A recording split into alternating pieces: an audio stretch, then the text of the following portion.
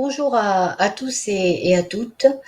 Alors le sujet d'aujourd'hui est un sujet très très sensible euh, et ça me demande beaucoup d'investissement pour l'aborder.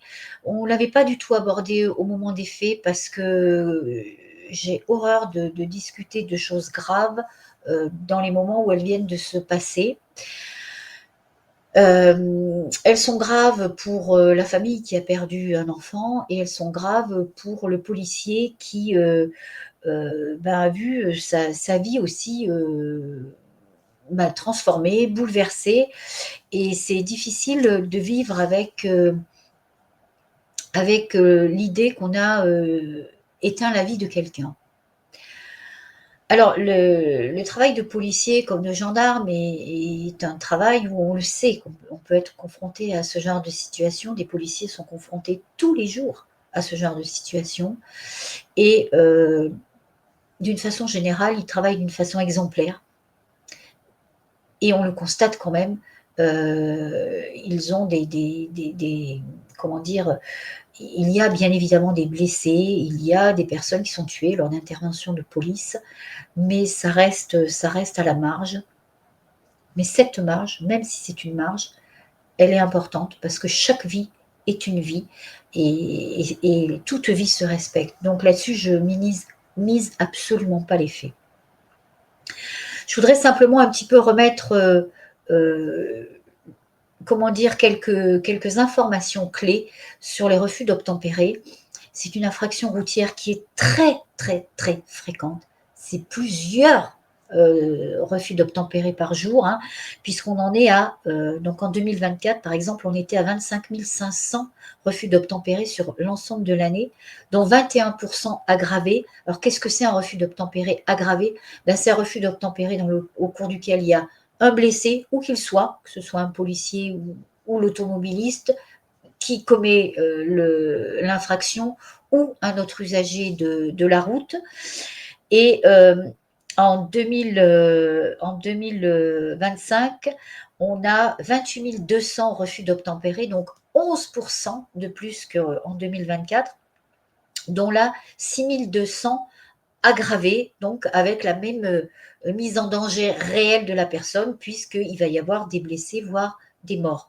Hein, et peu importe que ce soit policier, gendarme, auteur du refus d'obtempérer ou autre usager de la route. Hein. Donc on parle vraiment d'une infraction qui est très très grave et qui est réalisée X fois par jour par des personnes qui ne veulent pas accepter d'être contrôlés lors d'un contrôle routier bien installé sur un morceau de voie, mais non plus refusent d'être contrôlés alors qu'ils viennent de griller un stop ou un feu ou de faire un excès de vitesse, etc. Donc voilà, des gens qui ne veulent pas se soumettre à la loi. Donc c'est une infraction également qui a appelé des adaptations de la loi depuis 2017 pour renforcer la répression par les peines qui sont prononcées. Parce que en 2017, l'auteur d'un refus d'obtempérer, il encourait 3 mois d'emprisonnement et 3 750 € d'amende, par exemple. Donc c'était vraiment minime comme peine.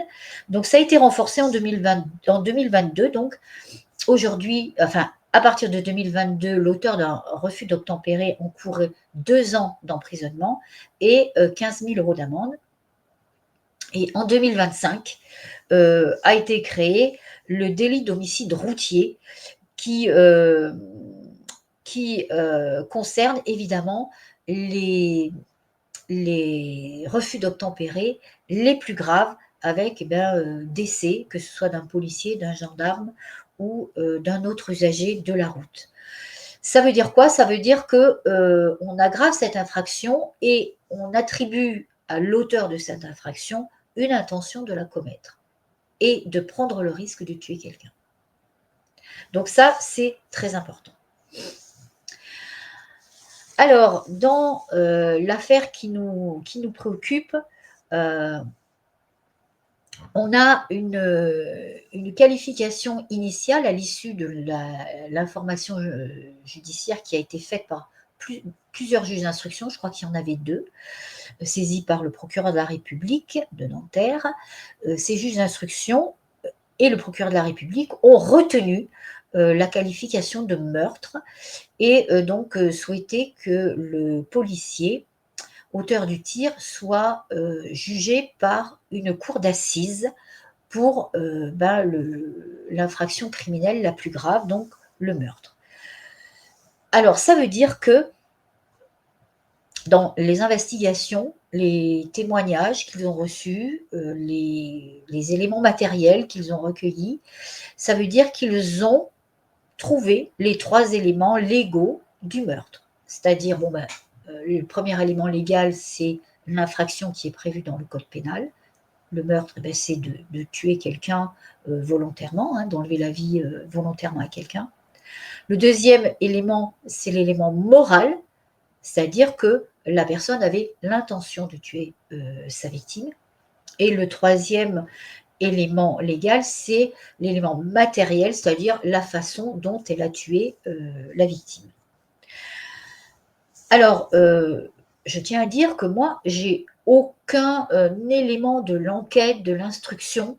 Je me fie simplement à des souvenirs parce que j'ai pas voulu revenir sur les faits pour essayer de rester le plus neutre possible.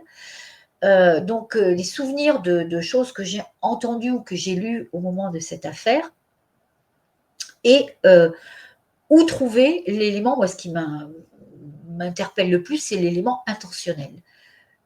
Qu'est-ce que les magistrats instructeurs ont trouvé comme élément intentionnel par rapport à ce policier qui a tiré? Alors, je sais que j'ai eu entendu la mère de cet enfant, de cet adolescent qui disait « Oui, son collègue lui disait « shoot-le, shoot-le ». Shooter, c'est tirer. Tirer, ça veut pas tuer, ça veut pas dire tuer, ça veut dire, comment dire, entre guillemets, maîtriser. Maîtriser quelqu'un, arrêter son action. Ça ne veut pas dire tuer.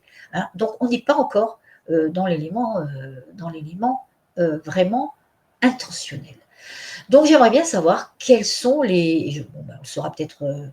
Je pense que ce sera très intéressant d'assister à ce procès et que ça risque quand même d'être abordé, ne serait-ce que par l'avocat de la défense, et je pense à juste titre.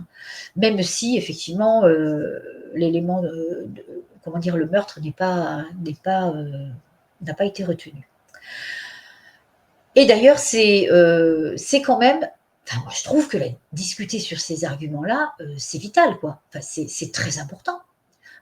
C'est le nerf comment dire, de la qualification de l'infraction. Certes, elle n'est pas retenue, mais elle l'a été. Purée, mais je voudrais bien savoir qu'est-ce qui a été retenu pour retenir cette qualification qui est gravissime. Bon.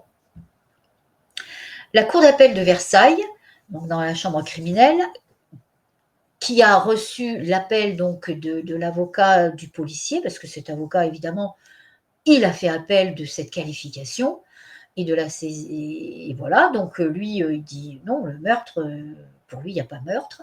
Je suppose qu'il manque l'élément intentionnel. Donc, il fait appel. Et donc, la cour d'appel de Versailles, effectivement, requalifie l'infraction, puisqu'elle va retenir finalement les violences volontaires ayant entraîné la mort. Donc, ça veut dire qu'il n'y a pas d'intention de tuer. C'est les violences qui ont été commises, donc l'usage de l'arme, qui ont entraîné la mort, mais sans intention de la donner. Alors, donc, cette cour d'appel de Versailles, elle dit, il n'y a pas de volonté de tuer. OK. Elle estime que le policier peut penser légitimement que le véhicule est dangereux, donc le conducteur de ce véhicule est dangereux. Et enfin, par contre, elle dit que ce policier il aurait dû tirer dans les roues et c'est pour ça qu'elle retient cet élément de violence volontaire. Tu aurais dû tirer dans les roues plutôt que dans l'habitacle du véhicule. Alors, bon, Premier point, pas de volonté de tuer, ça veut dire qu'elle estime que dans l'intégralité des actes et des éléments matériels qui ont été recueillis par les magistrats instructeurs, il n'y a pas la preuve de l'élément moral. L'élément moral n'y est pas. Donc ça déjà, c'est un bon point. Deuxième point, le policier peut penser légitimement que le véhicule est dangereux. Ben, forcément, puisque ce véhicule, de mémoire, il a parcouru plusieurs kilomètres poursuivi par les policiers. Il a commis des infractions routières mettant en danger la vie des autres usagers, feu rouge, certainement des priorités à droite, enfin ben évidemment la vitesse excessive en ville, etc. Donc tout ça, effectivement, ça caractérise la dangerosité de la conduite de ce véhicule. Donc là, ok. Donc le policier, légitimement, peut penser que ce véhicule constitue un danger et qu'il ne doit pas repartir. Donc là, par contre, là, je me pose la question, comment est-il possible qu'un policier qui est couché sur le capot d'un véhicule qui est en train de redémarrer fermement, il redémarre fermement, comment peut-il, ce policier, alors qu'il est en train de braquer le conducteur, comment peut-il tirer dans les roues? C'est pas possible. C'est pas possible. Il peut pas le faire, ça. Donc, le seul moyen qui lui restait à ce policier, c'était effectivement de tirer dans l'habitacle. Je rappelle que le véhicule est en train de démarrer brutalement, donc lui, il n'est pas en équilibre hein, sur le capot, il fait ce qu'il peut, il a certainement son arme qui bouge, il vise pas, il ne vise pas, il va tirer. Et il aurait très bien pu toucher ce conducteur à l'épaule, il aurait pu le toucher à l'épaule. Alors, je ne sais pas quelle partie du corps de ce conducteur a été touchée. Je ne sais pas s'il est mort sur le coup ou si il a été blessé gravement et décédé quelques secondes, quelques minutes après. Je ne sais pas. Mais en tout cas, on ne peut pas dire que le policier il a eu l'intention de tuer ce conducteur. Il aurait très bien pu tirer dans le déséquilibre. Il aurait très bien pu tirer aussi sur le passager avant. Donc, non, on ne peut pas, là non plus, retenir une intention et on ne peut pas incriminer ce policier. Qu'est-ce qu'il a voulu faire, lui? Il a voulu arrêter cette voiture, c'est tout. Il a voulu arrêter cette voiture qui constituait un danger d'abord pour lui-même, parce qu'il est sur le capot, que l'autre il redémarre comme une brute et qui va très certainement l'éjecter, peut-être le coincer contre le mur, parce qu'on voit qu'il y a un mur qui est à côté, peut-être lui rouler dessus. On ne sait pas. On peut tout imaginer. Donc déjà, il va se défendre lui-même, il va se protéger, et après, il va arrêter ce véhicule, il va protéger les autres usagers de la route. Donc, pour moi, ce policier, il est en état de légitime défense de lui-même et des autres. Il n'y a pas photo. C'est la voiture folle qui est vraiment un risque pour tous les autres usagers. C'est pas ce policier. Ce policier, il veut arrêter cette voiture et c'est son boulot. Il est là pour protéger les autres usagers de la route. Alors, bien évidemment que ça fait de la peine pour ce jeune conducteur hein, qui est au volant de cette voiture. Je rappelle que c'est un gamin qui a 16 ans. Alors cognitivement, mais dans quel état il est à cet instant-là, il y a toujours la montée d'adrénaline, évidemment.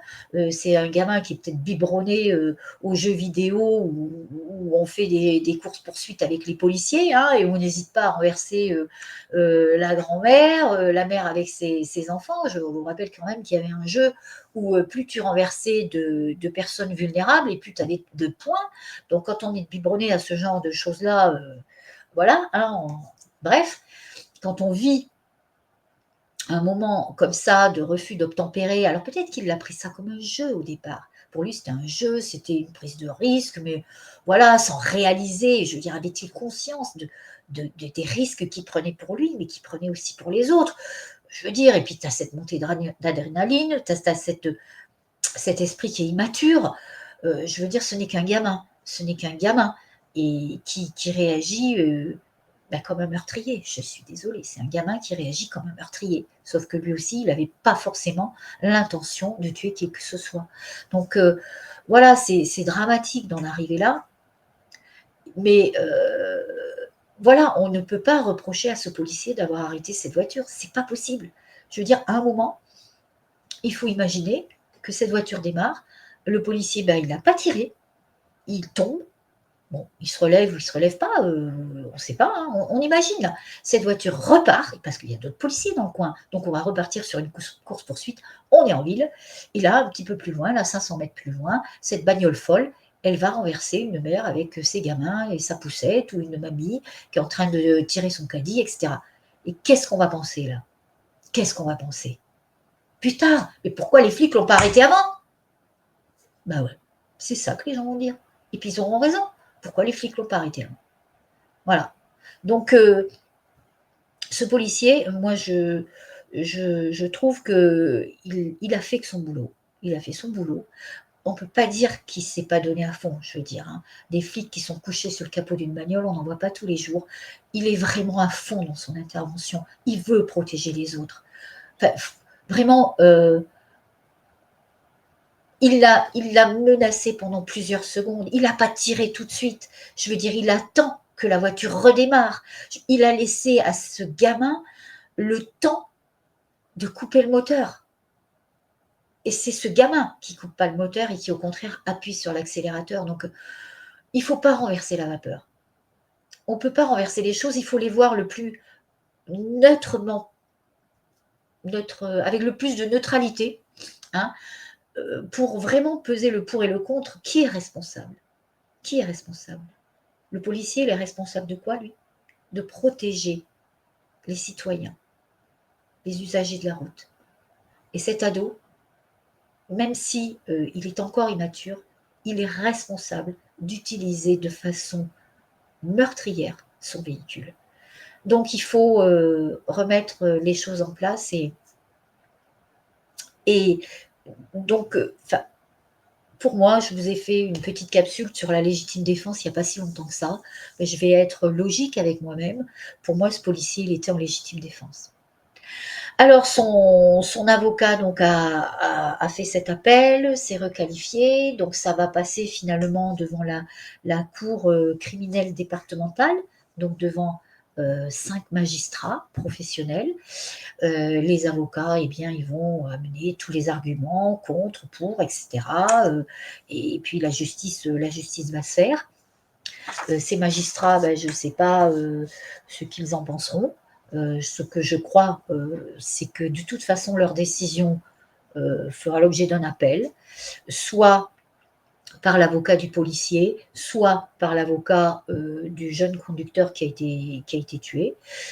Pour moi, c'est d'une évidence que nous irons devant une cour d'assises avec un jury populaire, et je pense que c'est la meilleure chose à faire, parce que on n'a pas besoin pour une affaire comme ça. Enfin, c'est pas qu'on n'a pas besoin, c'est que je trouve que les magistrats professionnels, ils vont être très dans la technique, dans le droit pur, et j'ai peur qu'ils omettent. Pourtant, la légitime défense, c'est prévu dans le code. Hein. Donc, ça fait partie aussi de ce qu'il faut mettre en avant quand les éléments sont réunis. Donc, je souhaiterais effectivement que ces magistrats aillent dans ce sens-là. S'ils le font, évidemment, c'est la famille de la victime qui fera appel. S'ils ne le font pas, c'est l'avocat du policier qui fera appel et qui aura raison de faire appel, parce que le bon sens populaire, c'est quelque chose c'est une vraie ressource au niveau de la justice, et les jurys populaires se trompent rarement, rarement. Donc voilà, pourtant ils ne sont pas informés, eux, hein, du droit. Enfin, voilà, c'est des apprentis, hein, des apprentis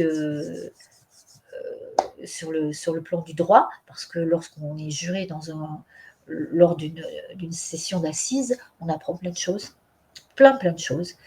Et donc ils vont apprendre plein de choses. Et c'est aussi il y a ce qu'ils vont apprendre de légal, le cadre qui est important, dans leur prise de décision, mais il y a aussi le bon sens du peuple, le bon sens. Et le mariage des deux, ça rend souvent d'excellentes décisions.